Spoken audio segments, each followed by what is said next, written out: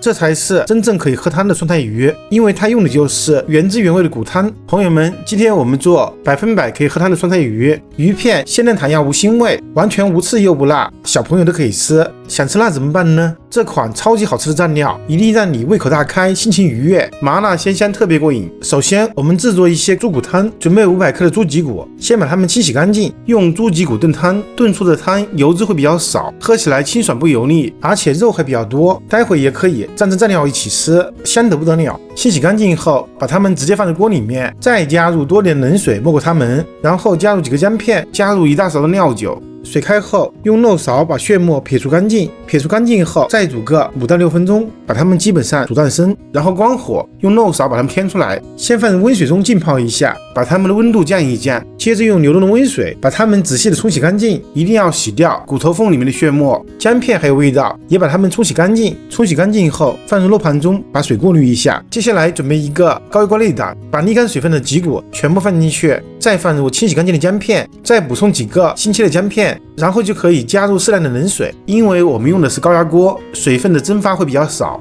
所以加了清水，差不多没过全部脊骨，再高出1厘米即可。然后盖上盖子，选择炖汤模式，等它自动的压好放气。下一步我们处理黑鱼，处理黑鱼的过程我们就直接省略，片出一些完全无刺的鱼片，用清水把它们反复的漂洗干净。这个鱼片不能片得太薄，太薄容易碎，要片成3毫米左右，这样反复的抓洗，不仅仅是为了把它们清洗干净，也是为了去腥。一般要抓洗个4到5遍，一直抓洗到泡鱼的水变得清澈起来，鱼片也变得雪白透明，就说明可以了。如果这个鱼片不够雪白的话，我们就需要浸泡一段时间，这一般是运输途中或者摔晕的时候产生的淤血，经过浸泡泡出血水，就能把鱼片变白。怕腥的话，可以选择性加入点高度白酒或者白醋，浸泡20分钟后再清洗干净，就几乎没有腥味了。泡水虽然可以去腥，但是也会让鱼肉吸饱水分，所以下一步我们抓起一把鱼片，用力的把水分撞干，这样做才能方便下一步腌制入味。挤干水分的鱼片我们重新放入一个大碗里面，大约300克，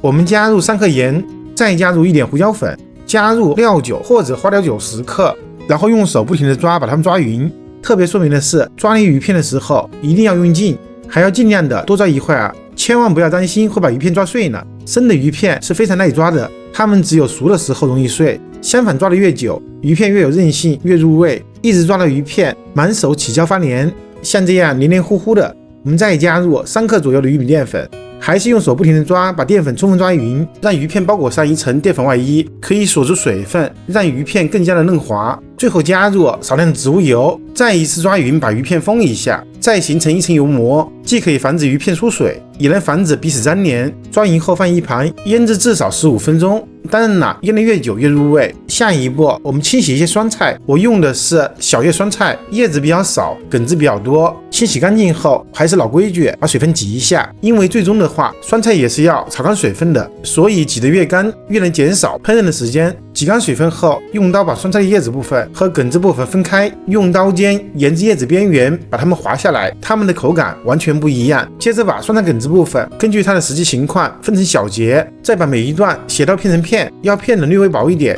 才方便后期煮出酸菜的味道，吃起来呢也更加方便一点。酸菜的叶子部分我们直接把它们摞在一起，直刀切成小段，它们煮开后就是长条状，全部切好后把它们分别放入2个盘中备用，因为它们下锅的时间不一样。下一步我们清洗一根小葱和香菜，清洗干净后用刀切掉小葱的根部，前半截改刀切成葱段，后半截改刀切成葱花，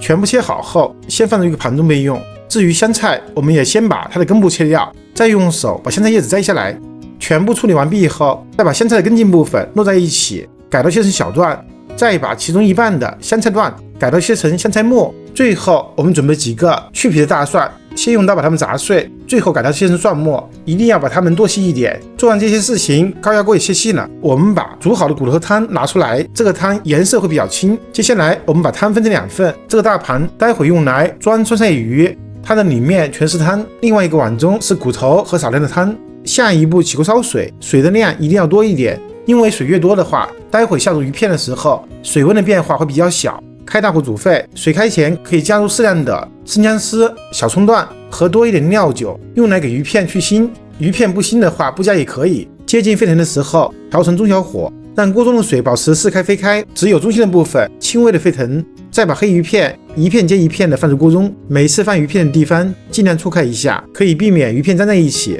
一定要把控一下水的温度，如果水温低于85度，就不要着急下鱼片，等上个几秒，等水温升起来再下入鱼片。因为低于85度，鱼片表面的淀粉不会糊化，不会变成透明的胶状物质，反而会融化进水里面，就会发生脱芡。怎么看水温呢？就是看水中间有没有持续的出现气泡。等鱼片全部下锅后，就立刻调成最大火，先不要着急动鱼片，先煮个10几秒，让鱼片表面淀粉定型，快要沸腾时再用勺子推动一下。我们不需要等水完全煮开，只要它们全部都变色了就关火，立刻用勺子把它们都添出来，直接放入冷水中过凉，这样一热一冷会让鱼片更加的劲道爽滑。然后轻轻的把它们漂洗干净，这个时候千万不要用手去抓，以免把鱼片抓碎。清洗干净以后沥干水分，先放入个盘中备用。下一步，准备一口无水无油干净的锅，锅烧空气，锅热后先下入全部的酸菜梗子，把它们直接干炒一下，炒干炒香，炒出多余的水分。为什么要先把酸菜干炒一下呢？为什么不能直接用油炒呢？因为它不会形成油膜，更利于内部水汽的挥发，挥发的同时也会带走内部那些令人不愉快的酸臭味。总而言之，直接干炒比加油炒酸菜会更香。不相信的朋友可以对比试验一下。接着我们加入酸菜叶子，也煸炒一下，一直炒到所有的酸菜都变得香味浓郁，